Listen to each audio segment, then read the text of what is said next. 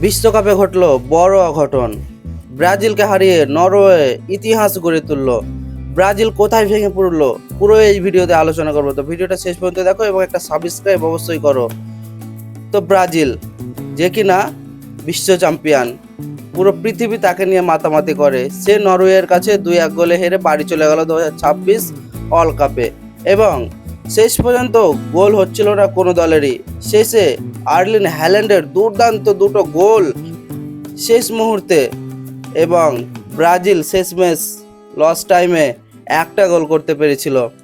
আর্লিন হ্যাল্যান্ডের যত প্রশংসা করব ততই কম, কারণ নরওয়ের মতো টিম ব্রাজিলকে যে ডিফেন্স করতে পেরেছে এটাই কিন্তু একটা বিশাল পাওয়া। কারণ ব্রাজিল সমর্থকরা এবং কেউ ভাবতে পারেনি কি ব্রাজিল নরওয়ের কাছে হেরে যাবে, কারণ ব্রাজিল বিশ্ব চ্যাম্পিয়ন এবং তার যে একটা ভরসাযোগ্য যে খেলার রেস সেইটা কিন্তু দর্শকরা জানে, এবং দর্শকরা ভরসা করতো কি ব্রাজিল জিতবে, নরওয়েকে 2-1 গোলেও নইলে হারাবে। তো শেষমেশ ব্রাজিল হেরে বাড়ি চলে গেল, এবং নেইমারের কান্না, শেষ মুহূর্তের কান্না নেইমারের, সেটা পুরো দর্শককে কাঁদিয়েছে, ব্রাজিল সাপোর্টারদেরকে কাঁদিয়েছে।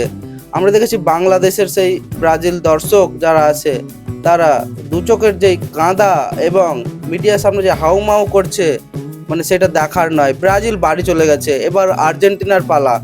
আর্জেন্টিনারা ব্রাজিলকে ক্রিটিসাইজ করছে কি, দেখ তোদের টিম নরওয়ের কাছে কোয়ার্টার ফাইনালে হেরেই চলে গেল, এবার আর্জেন্টিনা খেলবে, তারপর আর্জেন্টিনাও কি কোয়ার্টার ফাইনালে হেরে যাবে, নাকি এর আগের বছরের মতো এই বছরও সেমিফাইনালে যাবে, তারপরে ফাইনাল নিয়ে বাড়ি ফিরে যাবে, সেটাই দেখার বিষয়।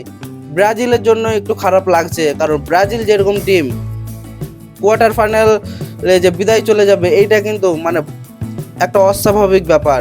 আমরা জানি ব্রাজিল, আর্জেন্টিনা এইসব টিমগুলো সবসময় সেমিফাইনাল, ফাইনালে গেছে এবং শেষমেশ তারা